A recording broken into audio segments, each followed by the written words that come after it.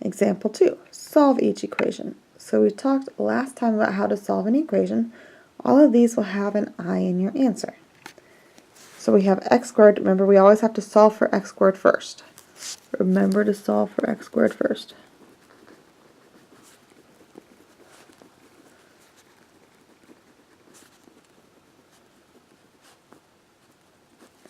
It's already done in this problem. Once we have that done, remember we need to take our square root. So square root of x squared is just x. Square root of 81, that's what we just talked about in our last video. 81's a perfect one, so we have 9. The negative comes out as an I. But don't forget, when you take your square root, we have to have that plus or minus symbol. Because 81's perfect, this one's done. Now let's look at B.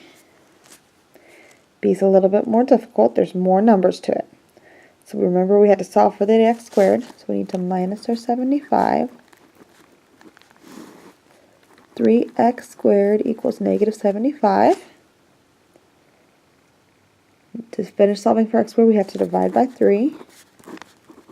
So x squared equals negative 25.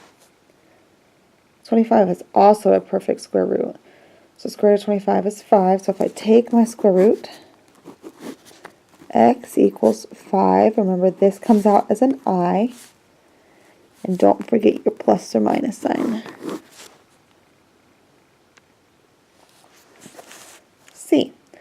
Much like A, it's already solved for, so we have to take the square root sign. So x equals, don't forget your plus and minus. 36 turns into 6. That negative right here turns into an I. D. Much like B, we have to solve for x squared first. So minus our 48. X squared equals negative 48.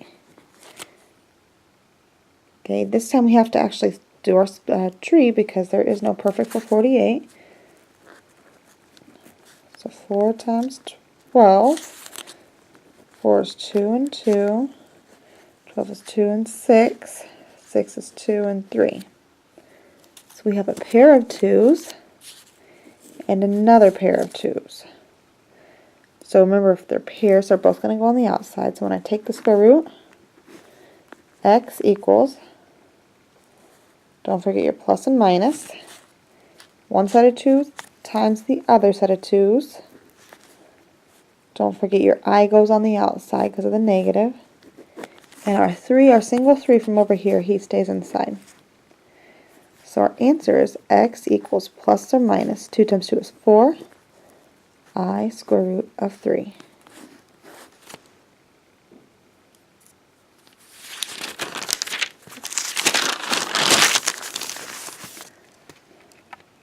E is just like B and D there. Have to solve for x squared, so minus our 25.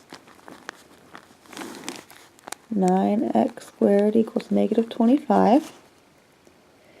Now we're going to get the x squared by itself, so we have to divide by 9. So x squared equals negative 25 over 9.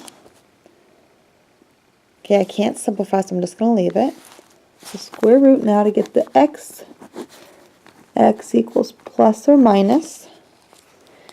These are both perfect squares. So square root of 25 is 5. Square root of 9 is 3. And that negative comes out as an I. Try these two on your own.